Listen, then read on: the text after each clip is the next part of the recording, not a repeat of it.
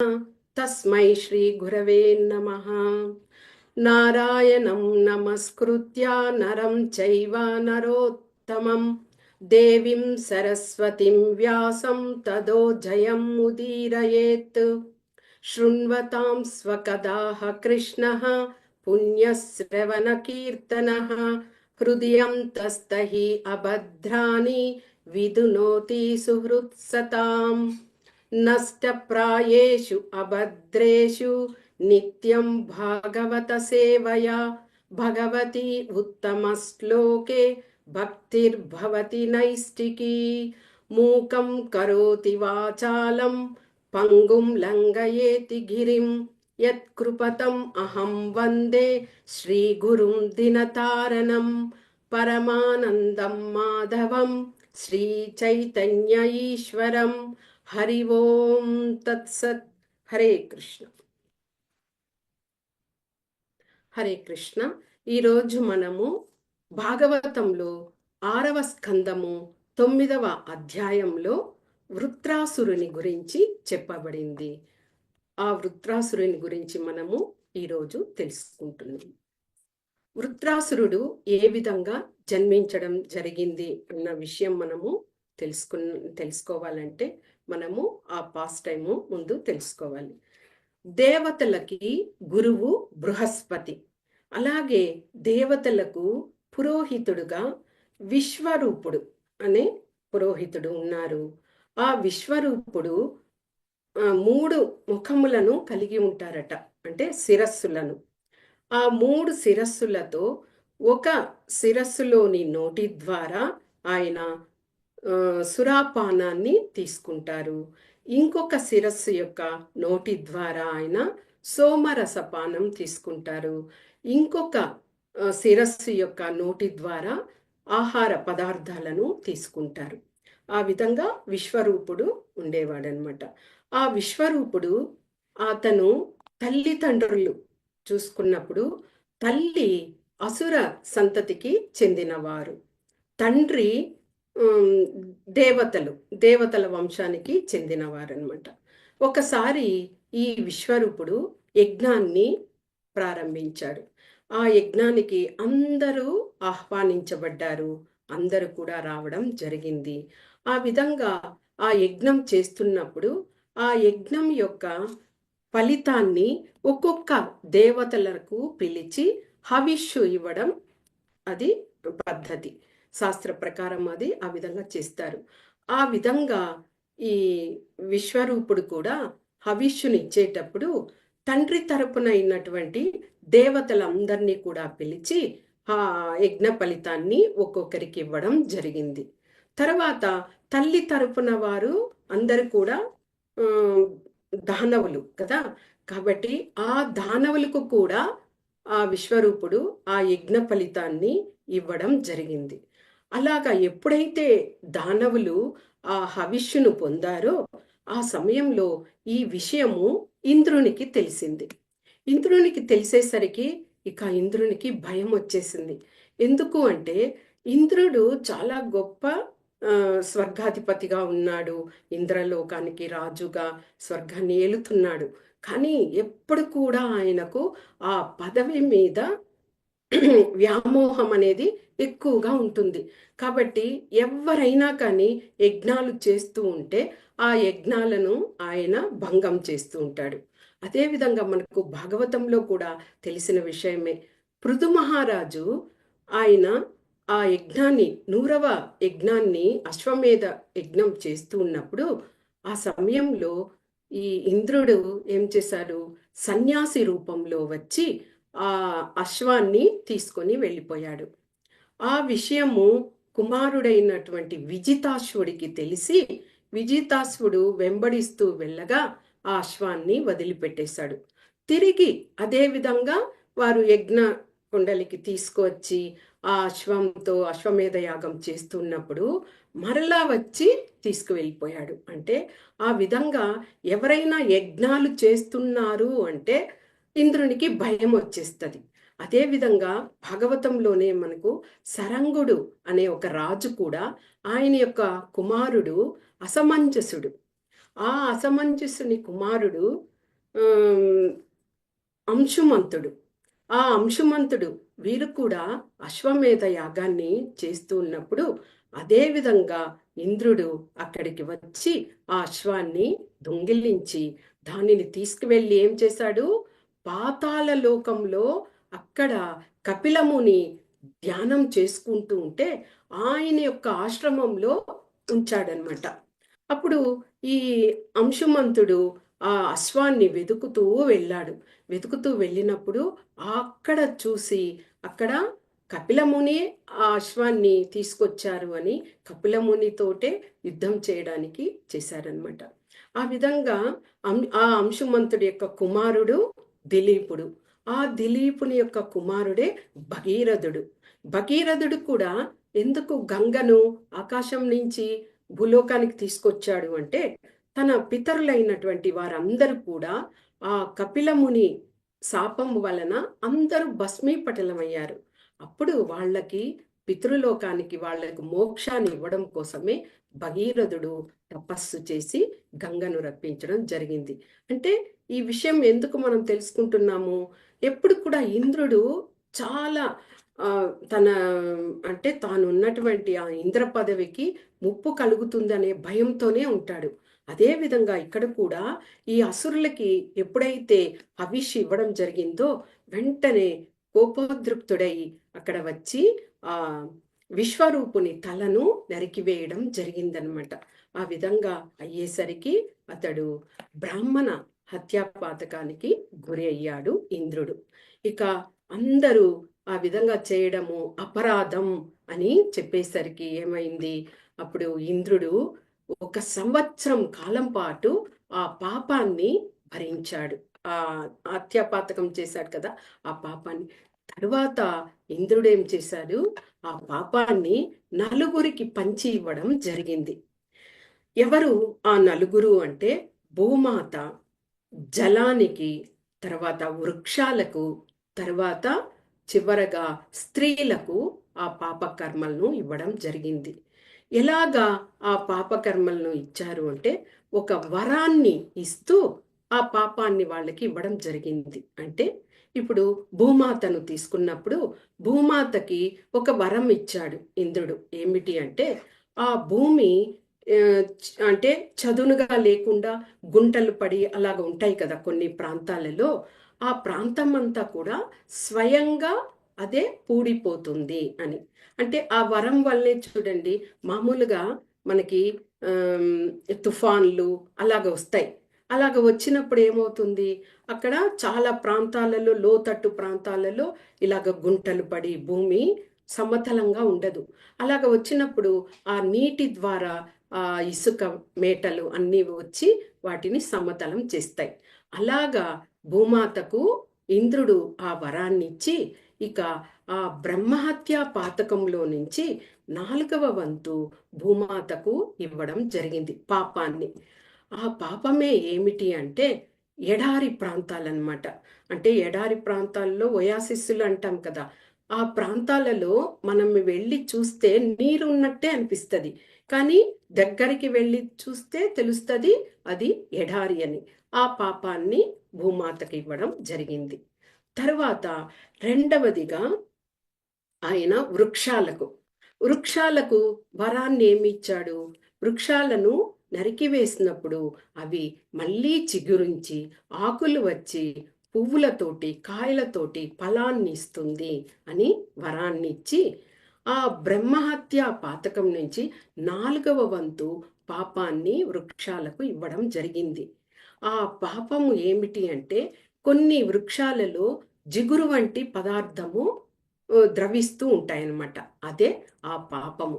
అందుకే ఎక్కువగా ఆ జిగురు ఉన్న ఆ చెట్లకి ఇది చేయరు. అది సాధారణంగా ఒక రబ్బరు అలాంటివి తయారు చేయడానికి ఉపయోగిస్తారు. అది వృక్షాలు తీసుకున్నటువంటి పాపము.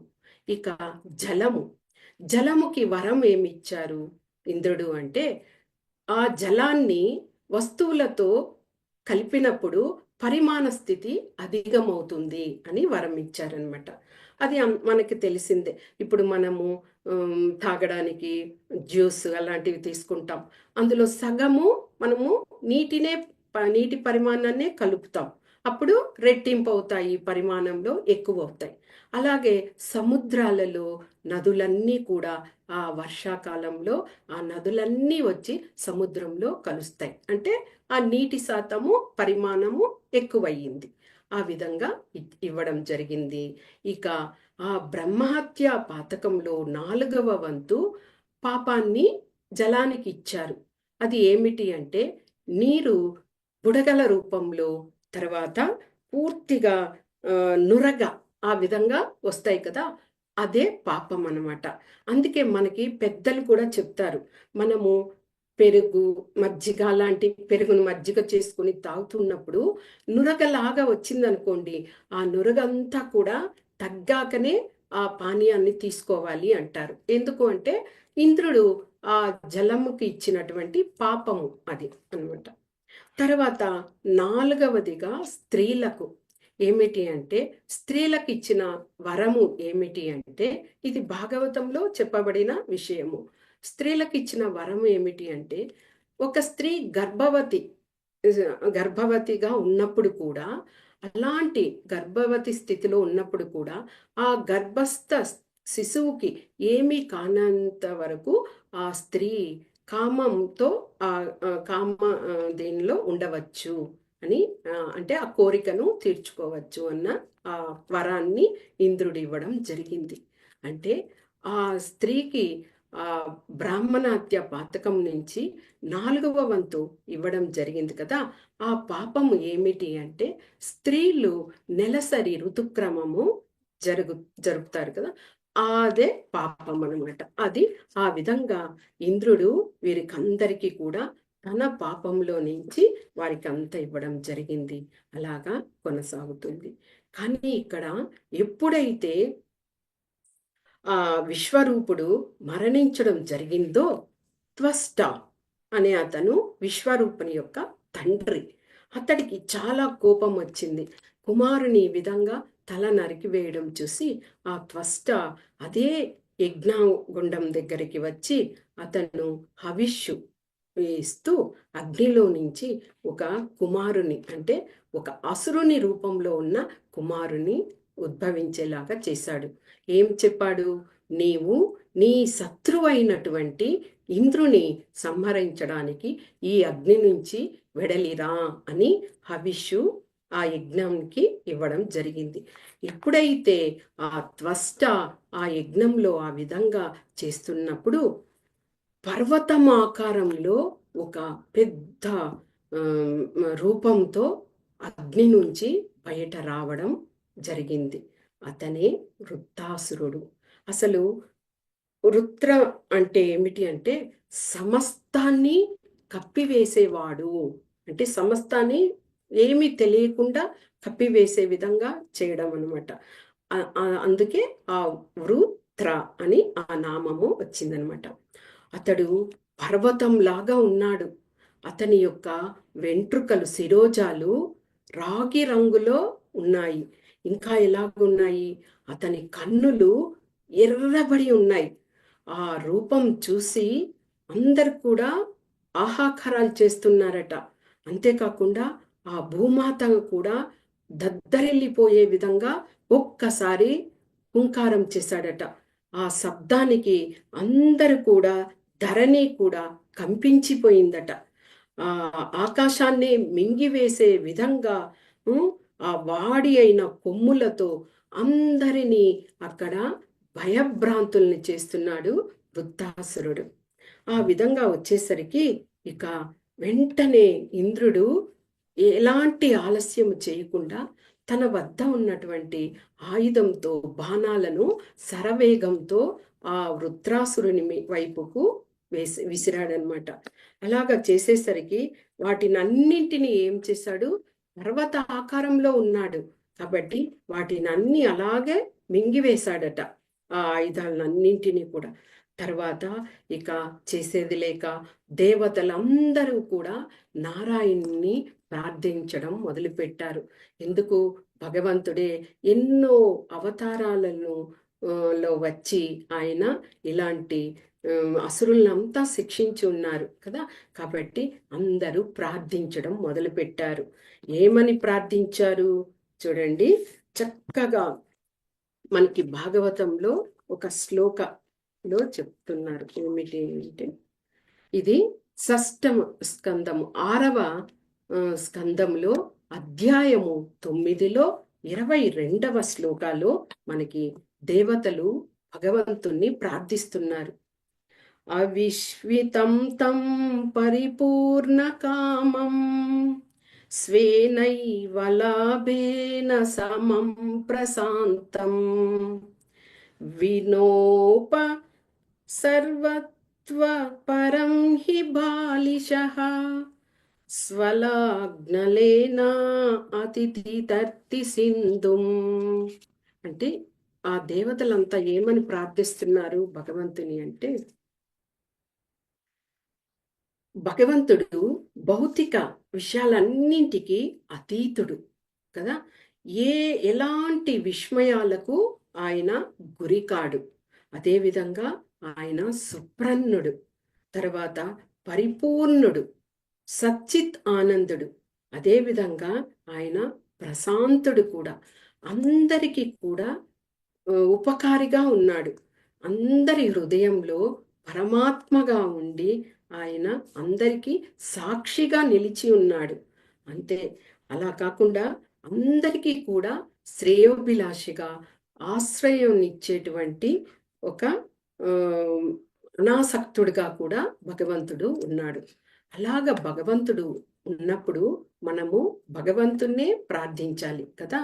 అలాగా ఎవరైనా కానీ అన్యుల నుండి రక్షణను కోరుతారే, అలాంటి వాళ్ళు నిజంగా మూర్ఖులు అని దేవతలు ప్రార్థిస్తున్నారు. అలాంటి మూర్ఖులు ఎలాంటి వాళ్ళు అంటే, కుక్క తోక పట్టుకొని సముద్రాన్ని ఈదాలని అనుకుంటారట. అంటే కుక్క కొద్దిగా నీరు ఉందనుకోండి, ఆ నీటిలో దాటుకొని వచ్చేస్తుంది. కానీ సముద్రంలో కుక్క ఉన్నప్పుడు దాని తోకను పట్టుకొని ఆ సముద్రము లో ఈదుకుంటూ వెళ్ళాలి అంటే అది నిజంగా దుస్సాధ్యం కదా. కాబట్టి మూర్ఖలుగా ఉన్నటువంటి వాళ్ళు అలాగా అన్యులను అంటే దేవతలను ప్రార్థించడం కానీ, లేకపోతే అన్యుల రక్షణను కోరుకోవడం కానీ ఆ విధంగా ఆశ్రయిస్తారు. కానీ మేమందరం కూడా నువ్వు దేవాది దేవుడైన భగవంతుడే కాబట్టి నీ ఆశ్రయాన్నే మేము పొంది ఉన్నాము, నువ్వే అన్నిటికీ శక్తిమంతుడివి అని ఇక్కడ దేవతలు ప్రార్థించారనమాట. తర్వాత ఇంకొక విషయాన్ని చెప్పారు. అంటే బ్రహ్మకు కూడా ఆ భగవంతుని సహాయం తీసుకున్నారట. బ్రహ్మ ఆయన గర్భోదక సాయి విష్ణు యొక్క నాభి నుంచి పద్మంలో పుట్టడం, ఆవిర్భవించడం జరిగింది. ఆవిర్భావం తర్వాత ఆయనకు చిమ్మ చీకటే కనిపిస్తున్నది. ఎటు చూసినా జలము, చిమ్మ చీకటి ఉంది. ఆ బ్రహ్మకు అర్థం కాకుండా తాను ఎక్కడి నుంచి వచ్చాడో మళ్ళీ అక్కడికే వెళ్ళారు. నాభి వరకు వెళితే మళ్ళీ కూడా ఏమి కనిపించడం లేదు. ఆ ప్రదేశమే 14 లోకాలు. కానీ అలాంటి పరిస్థితిలో, దిక్కుతోచని పరిస్థితిలో ఆయన ఉన్నప్పుడు జలంలో పడిపోయారట. ఆ సమయంలో భగవంతుడే ఆయన్ని రక్షించి ఆయనకు జ్ఞానోపదేశాన్ని కూడా తెలియచేశారనమాట. ఆ విధంగా ప్రార్థన చేస్తున్నారు దేవతలు. ఇక అందరి హృదయంలో భగవంతుడు పరమాత్మగా ఉన్నారు. కానీ మేమే తెలుసుకోలేకపోతున్నాము. ఎందుకు? మిథ్యాహంకారంతో మేమే ప్రభువులము అని అనుకుంటున్నాం మేము. కాబట్టే నీ గురించి తెలుసుకోలేకుండా అజ్ఞానులమై ఉన్నాము దేవా అని ప్రార్థిస్తున్నారు. తర్వాత అందరు కూడా ఇక్కడ దానవుల చేత పీడితులవుతున్నారు ఈ దేవతలందరూ. కాబట్టే మమ్మల్ని రక్షించండి. నువ్వు ఎన్నో అవతారాల రూపంలో వచ్చి ఆ దుష్టులనంతా శిక్షించున్నావు కదా.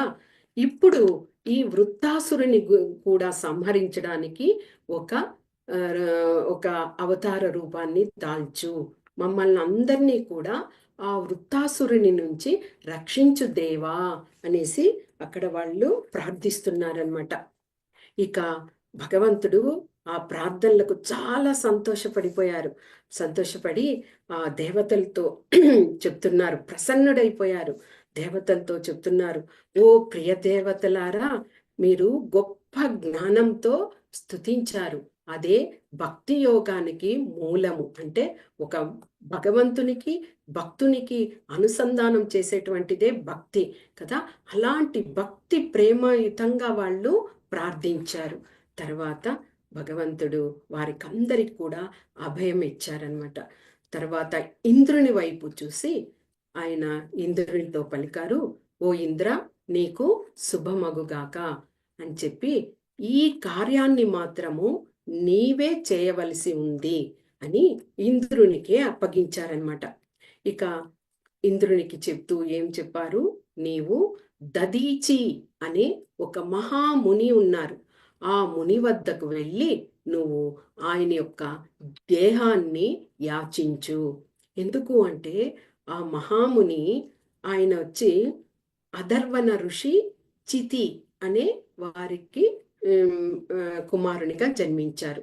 ఈ దదీచి ఋషి చాలా గొప్ప ఋషి అనమాట. ఆయన ప్రత్యేకత ఏమిటి అంటే ఆయన నారాయణ కవచాన్ని పొంది ఉన్నారు. ఆ నారాయణ కవచాన్ని ఆయన వేసుకొని ఉండడం వల్ల ఆయనకు అంతటి శక్తిని పొంది ఆయన శరీరం కూడా అంత దృఢంగా ఉన్నదనమాట. ఆ నారాయణ దీనిని తర్వాత ఆయన ఎవరికి త్వష్టకు ఇచ్చేశాడు. కవచము అది, ఆ నారాయణ కవచము, దానిని త్వష్టకు ఇచ్చారు. త్వష్ట కుమారుడైనటువంటి విశ్వరూపునికి ఇచ్చారు. తర్వాత విశ్వరూపుడు కొన్ని రోజులు ఆ నారాయణ కవచాన్ని పొంది తర్వాత ఇంద్రునికి ఇవ్వడం జరిగింది. ప్రస్తుతానికి ఆ నారాయణ కవచం అనేది ఇంద్రుని వద్ద ఉన్నదనమాట. కానీ ఆ నారాయణ కవచం పొందిన వాళ్ళంతా శరీరం కూడా దృఢంగా ఉంటది, అలాగే ఇనుములాగా పోలి ఉంటదట. కాబట్టి నువ్వు వెళ్ళి ఆ దదీచి ముని యొక్క దేహాన్ని నువ్వు ఆయన త్యజించాక ఆ దేహాన్ని తీసుకొని ఆ దేహంలో ఉండి ఆయన వెన్నెముక భాగం, ఆ వెన్నెముక భాగంతో వజ్రాయుధాన్ని తయారు చేయి. ఆ వజ్రాయుధంతోనే నీవు ఈ అసురుడైనటువంటి వృత్రాసురుని నువ్వు సంహరించగలవు. ఎప్పుడైతే ఆ వృత్రాసురుని సంహరిస్తావో తిరిగి నువ్వు నీ సంపదను, నీ రాజ్యాన్ని, దేవతలను అందరినీ నీవు పొందగలవు అని చెప్పడం జరిగిందనమాట. అలాగ చెప్పేసరికి ఇక ఇంద్రుడు, దేవతలు అందరూ కూడా దదీచి ముని వద్దకు వెళ్ళారు. దదీచి ముని వద్దకు వెళ్ళి తమ ఆ విషయాన్ని వాళ్ళు వివరించి ఆ ముని యొక్క ఆ దేహాన్ని, శరీరాన్ని యాచించారనమాట. అప్పుడు ముని చాలా ఆయన సంతోషపడ్డాడు, బాధపడలేదు. ఎందుకు అంటే ఆయన భక్తుడు. ఒక భక్తుడు ఒక మంచి కార్యం కోసం తన శరీరాన్ని త్యజించడం అనేది అది భక్తుడు చేసే ఒక గొప్ప కార్యం అన్నమాట. ఆ సమయంలో దదీచి ముని వారు చెప్పినటువంటి ఆ విషయాన్ని విని ఆయన ఏం చెప్పారో చూడండి. ఒక శ్లోకము, ఇది 6వ స్కందంలో అధ్యాయము 10 శ్లోకా నెంబరు 32 శ్లోక అన్నమాట. జాతస్య మృత్యు ధ్రువ ఏవ సర్వతః ప్రతిక్రియా యస్య న చేహ క్లుప్తా లోకో యశచ్చాత తతో యదిహ్యముం కో నామ మృత్యుం న వృణీతయుక్తం జాతస్య మృత్యు ధ్రువ ఏవ సర్వతః ప్రతిక్రియా యస్య న చేహ క్లుప్తాః లోకో యశచ్చాత తతో యదిహ్యముం కో నామ మృత్యుం న వృణీతయుక్తం. అప్పుడు ఆ ఇంద్రుడు పలికిన పలుకులకి వృత్తాసురుడు పలికాడు, ఈ భౌతిక జగత్తునందు జన్మించినటువంటి అందరూ కూడా ఏదో ఒకరోజు మరణించాల్సిన వాళ్లే. జీవులము అన్నాక తప్పకుండా మరణము అనేది సంభవిస్తుంది. ఇది ఈ మృత్యుముఖం నుంచి తప్పించుకోవడానికి ఎవ్వరి వల్ల తరం కాదు. ఆ విధంగా భగవంతుడు కూడా ఏర్పాటు చేయలేదు. ఈ విధంగా నేను ఈ మరణం నుంచి తప్పించుకోగలుగుతాను అని ఆ మార్గాన్ని కూడా భగవంతుడు కూడా వసగలేదు. కాబట్టి మృత్యువు అనివార్యమైనప్పుడు దానిని మనము మంచి విషయం కోసం, ప్రయోజనం కోసం దానిని దేహత్యాగం చేయడం అనేది గొప్ప విషయము. ఎందుకు అంటే అలాగా ఆ ఉత్తమమైనటువంటి మరణం ద్వారా ముక్తిని పొందుతారు. ఆ విధంగా చేశారు అని ఒక నిత్య కీర్తిని కూడా పొందుతారు. కాబట్టి నేను నా దేహాన్ని త్యజించడానికి సిద్ధంగా ఉన్నాను అని ఆ ముని ఆ విధంగా వారికి చెప్పడం జరిగింది. తర్వాత ఆ దేహం ఆయన త్యాగం చేసిన తర్వాత ఆ దదీచి ముని యొక్క ఆ వెన్నెముక నుంచి ఆ వజ్రాయుధాన్ని తయారు చేసి ఇంద్రుడు తీసుకోవడం జరిగిందనమాట. అంటే అది విశ్వకర్మ చేత ఆ వజ్రాయుధాన్ని తయారు చేయించారు. ఇక ఇంద్రుడు ఐరావతాన్ని ఎక్కి దేవతలందరితో తీసుకొని ఇంకా నేరుగా ఈ వృత్తాసురుని వద్దకు వెళ్ళడం జరిగింది. ఆ వృత్తాసురుడు ఏమిటి, అంత లోకమంతా కూడా అల్లకల్లోలం చేస్తున్నాడు. ఆ లోకాన్నంతా చిమ్మ చీకటి చేసేసాడు ఆయన. అందుకే కదా వృత్ర అని పేరు కూడా. అంటే అన్నిటినీ స్తంభింప చేస్తున్నాడు. అక్కడికి వెళ్ళడం జరిగింది. ఈ యుద్ధము అనేది ఒక సంవత్సరం రోజులు జరిగిందట. ఎలాంటి సమయము అంటే సత్యయుగం వచ్చి చివరి రోజులు, త్రేతాయుగము ఆరంభం రోజుల్లో ఈ యొక్క యుద్ధం అనేది ఇంద్రునికి వృత్రాసురునికి యుద్ధం చేయడం జరిగింది. ఇక ఏమి ఆ వృత్తాసురుని వైపు ఉన్నటువంటి అందరూ అసురులు, రాక్షసులు, తర్వాత యక్షులు అందరూ కూడా భీకరమైన పోరాటంతో దేవతలందరినీ కూడా ఓడింపజేస్తున్నారు. అంటే వారు అంత శక్తిని కలిగి ఉండి అందరినీ కూడా ఓడింపజేసి వాళ్ళని బాధపడే విధంగా వాళ్ళని హింసిస్తున్నారనమాట. ఇంకా అందరు కూడా సైనికులందరూ కూడా భయపడిపోయి ఇదవుతున్నారు. కానీ ఇంద్రుడు కూడా ఆ ఐరావతాన్ని ఎక్కి తాను ఎంత ధీటుగా దానిని చేయగలుగుతాడో యుద్ధాన్ని, ఆ విధంగా చేసేసరికి ఇక ఆ రాక్షసులందరూ పలాయనం చిత్తగించారనమాట పూర్తిగా. తర్వాత మొదట వృత్తాసురుడు ఇంద్రుడు ద్వంద్వ యుద్ధము చేయడము ఆరంభించారనమాట. అలాగా యుద్ధం చేస్తున్నప్పుడు మొదట వృత్రాసురుడు ఏం చేశాడు, త్రిశూలాన్ని ఇంద్రుని వైపుకు విసిరేశాడనమాట. ఎప్పుడైతే ఆ త్రిశూలము వచ్చిందో వెంటనే ఇంద్రుడు వజ్రాయుధంని వేయడం జరిగింది. ఆ వజ్రాయుధం వెళ్ళి ఆ త్రిశూలానికి తగిలి అది ముక్కలయ్యింది.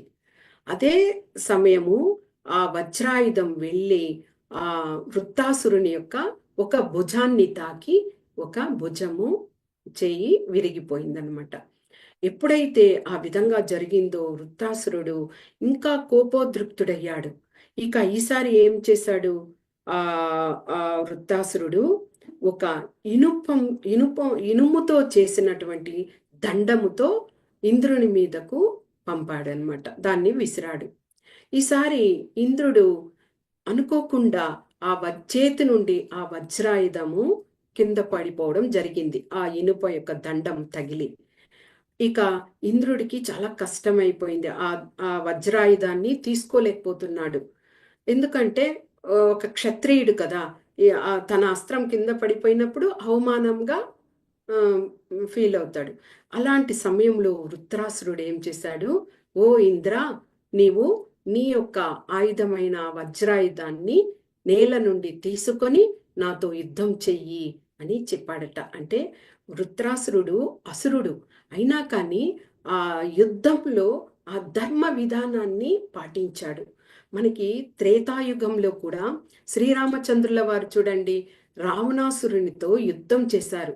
యుద్ధం చేసినప్పుడు ఇక రావణుడు అపజయ పాలయ్యాడు. ఇంకా యుద్ధం చేయలేని పరిస్థితి వచ్చేసి పూర్తిగా శక్తిహీనుడయ్యాడు. అలాంటి సమయంలో శ్రీరామచంద్రుల వారు ఏం చెప్పారు?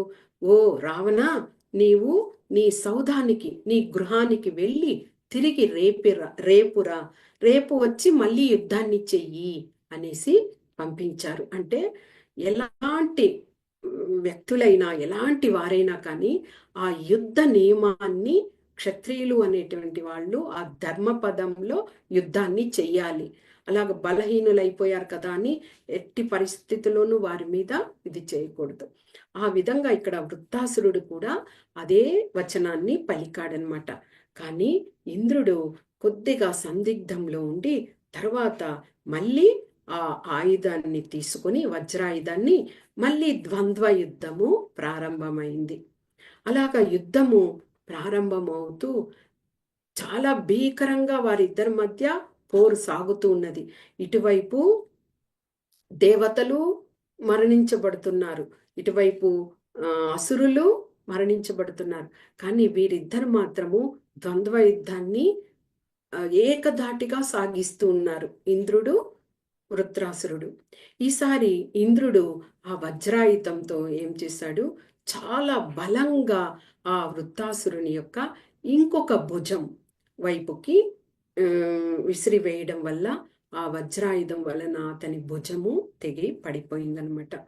ఇక అది ఎలాగైందంటే, అలాగే రెక్కలు తెగి పడిపోయిన పర్వతంలాగా అయ్యాడట. మనం ఇక్కడ గమనించినప్పుడు సత్యయుగంలో, ద్వాపరయుగం ఆ కాలంలో అంతా కూడా ఈ అదే పర్వతాలకు రెక్కలు ఉండేవట. ఆ రెక్కలతో అవి సంతోషంగా ఎక్కడికి వెళ్ళిపోవాలంటే ఆ రెక్కలతో వెళ్ళి ఆ ప్రాంతంలో అక్కడ ఉండి తర్వాత కొన్ని రోజులు అక్కడే ఉండి మళ్ళీ ఆ పర్వతము మళ్ళీ రెక్కలతో వచ్చేసిందట. మనకి ఇది ద్వాపర యుగంలో కూడా పులస్త్య మహాముని గోవర్ధనుని తీసుకొని వెళ్ళారు. అలాగా ప్రయాణమై తీసుకొని వెళ్తూ ఉన్నప్పుడు, అంటే తండ్రిని అడిగి పులస్త్య మహాముని గోవర్ధన్ని నేను పెంచుకుంటాను, నేను తీసుకువెళ్తాను, చాలా కలివిడిగా ఉన్నాడు గోవర్ధనుడు పులస్త్య మహాముని వచ్చినప్పుడు.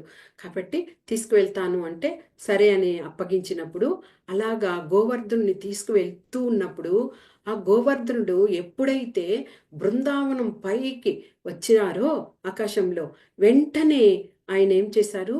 ఆ బృందావనాన్ని చూసి ఆనందపడిపోయి, ఇన్ని వనాలు, ఇంత సస్యశ్యామలంగా చెట్లు, వాటినన్నింటినీ చూసి నేను ఇక్కడే ఉండిపోతాను అనేసి ఆ పులస్త్య మహామని మాట కూడా వినకుండా ఆయన బృందావనంలో ఉండిపోయాడు. అప్పుడే పులస్త్యముని గోవర్ధనునికి శాపం ఇచ్చారు. ఏమిటి అంటే, నీవు ప్రతిరోజు కూడా ఒక ఆవగింజంత పరిమాణంలో తగ్గిపోతూ ఉంటావు అని చెప్పారనమాట. కాబట్టే ఇప్పుడు గోవర్ధన పర్వతం ముందు పెద్ద పర్వతం లాగా ఉండేది, ఇప్పుడు వచ్చి చాలా తగ్గుముఖంలోనే పర్వతము ఉన్నది. ఆ విధంగా ఆ రెక్కలు విరిగిపోతే పర్వతం ఎలా ఉంటుందో ఆ విధంగా వృత్తాసురుడు కూడా ఆ స్థితికి ఇక్కడ వచ్చాడు. అయినా కానీ పట్టు వేయకుండా వృత్తాసురుడు ఆ బలాన్ని పుంజుకొని వెంటనే ఆ ఇంద్రుని పైకి విజృంభించి త్రొక్కివేయడం చేసాగాడట. ఇక అలాగ కాదు అనేసి వెంటనే అతన్ని ఆ ఇంద్రునితో పాటు ఉన్న ఐరావతాన్ని కూడా ఆయన అలాగే తన ఉదరంలోకి తీసేసుకున్నాడట, అలాగే మింగివేశాడట. ఎప్పుడైతే అలాగా ఆ వృత్తాసురుని ఉదరానికి ఇంద్రుడు ఐరావతంతో పాటు చేరుకున్నాడో, ఆయన ఇంద్రుడేమి నారాయణ కవచాన్ని ధరించి ఉన్నాడు. కాబట్టి ఆ కవచం యొక్క శక్తి వలన ఆ వజ్రాయుధంతో ఆ వృత్రాసురుని యొక్క ఆ ఉదరాన్ని చీల్చుకొని బయటకు వచ్చేశాడు ఇంద్రుడు. ఎప్పుడైతే ఆ ఉదరం చీలిందో వృత్రాసురుడు కూడా పెద్దగా ఆహాకారాలు చేస్తూ ఆ విధంగా పర్వతం లాంటి ఆకారంతో వృత్తాసురుడు అక్కడ మరణించడం జరిగిందనమాట. ఎప్పుడైతే వృత్తాసురుడు మరణించాడో ఆకాశం నుంచి దేవతలు, గంధర్వులు అందరూ కూడా పుష్పవృష్టిని కురిపించారట. ఇక దుందుబులు మోగించారు. అందరూ ఆనందోత్సాహాలతో, కేరింతలతో అందరూ కూడా ఒక ఉత్సవంలాగా జరుపుకుంటున్నారు. కానీ ఒక్కరు మాత్రమే చాలా వేదనతో, దుఃఖంతో ఉన్నారు. అదే ఇంద్రుడనమాట. ఎందుకు అంటే వృత్రాసురుడు ఎవరు? బ్రాహ్మణుడు. ఎందుకంటే త్వష్ట కుమారునిగా ఆ యజ్ఞంలో నుంచి బయటకు రప్పించారు. కాబట్టి ఒక బ్రాహ్మణుని చంపడము అంటే బ్రహ్మహత్యా పాతకానికి పూనుకున్న ఇదే అవుతుంది. కాబట్టి ఇంద్రునికి చాలా భయమేసి, అయ్యో బ్రహ్మహత్యా పాతకం చేశామే, ఆల్రెడీ ఒకసారి విశ్వరూపుణ్ణి తల నరకడం వల్ల ఆ బ్రహ్మహత్య పాతకం చేసి ఎన్నో సంవత్సరాలు ఆయన తపస్సు చేసి ఆ ఫలితాన్ని మళ్ళీ పొందాడు. తర్వాత మళ్ళీ కూడా ఇది ఇక్కడ జరగడం ఎందువల్ల?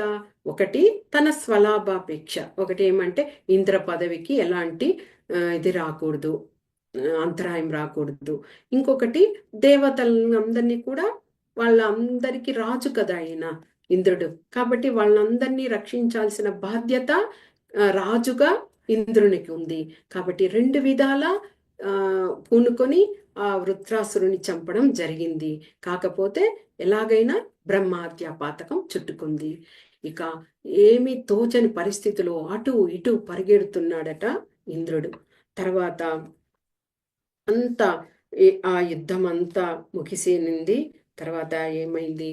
ఈయన మళ్ళీ ఆ బ్రహ్మహత్య పాతకాన్ని పోగొట్టుకోవడానికి ఆయన మానస సరోవరం ఆ ప్రాంతానికి వెళ్ళి అక్కడ లక్ష్మీదేవి రక్షణలో ఒక పద్మ యొక్క నాళము, అంటే ఒక పద్మము తోడు అంటారు కదా, ఆ యొక్క నాళంలో ఉండి 1000 సంవత్సరాలు ధ్యానం చేశారట ఇంద్రుడు. అంటే ఆ మానస సరోవరంలో పద్మం యొక్క తోడులో ఉండి ఆ విధంగా ధ్యానం చేసి చేయడం జరిగింది. తర్వాత అందరూ ఆ సమయంలో ఏమైంది? ఇంద్రుడు లేడు. ఇంద్ర పదవి లేకపోతే ఎవరో ఒకరు ఆ పదవిని అర్హత పొంది తీసుకుంటారు కదా. ఆ విధంగా ఆ ఇంద్ర పదవికి నహుషుడు అనే ఒక రాజు రావడం జరిగింది. కానీ ఆ నహుషుడు ఏం చేశాడు? ఇంద్రుని యొక్క పత్ని అయినటువంటి సచీదేవి, ఆమెను కామమోహంతో చూడడం జరిగిందనమాట. అంటే ఆమెను ఎలాగైనా పొందాలి అని కోరుకున్నాడు. కానీ ఒక రాజు యొక్క భార్య తప్పకుండా తల్లితో సమం కదా, తల్లిగా భావించాలి. కానీ ఆ నహుషుడు ఆ విధంగా సచీదేవిని ఆ విధంగా పొందాలని కోరుకోవడం వల్ల అతడు ఇంకొక జన్మలో సర్పముగా జన్మించడం జరిగిందట ఆ నహుషుడు అనే రాజు. తర్వాత 1000 సంవత్సరాల తపస్సు తర్వాత ఇంద్రుడు బయటికి రావడము, తర్వాత బ్రాహ్మణులు, మునులు వీళ్ళందరి యొక్క సహాయంతో ఒక మహాయజ్ఞాన్ని నిర్వహించి ఆ వృత్తాసురుని చంపినటువంటి ఆ బ్రహ్మహత్య పాతకం నుంచి ఆయన ముక్తిని పొందాడనమాట. ఇది వృత్తాసురుని యొక్క చరిత్రము. ఇక తరువాత ఇంకా సెకండ్ పార్ట్లో కూడా మనము ఆ వృత్తాసురుడు ఎందుకు ఆ విధంగా రాక్షసునిగా జన్మించాలి, అంటే అసురునిగా ఎందుకు ఆ రూపాన్ని దాల్చాడు అన్న విషయాన్ని కూడా తెలుసుకోవచ్చు. హరే కృష్ణ మాతాజీ. వాంఛా కల్పతరుభ్యశ్చ కృపా సింధుభ్య ఏవ చ పతితానాం పావనేభ్యో వైష్ణవేభ్యో నమో నమః. హరే కృష్ణ.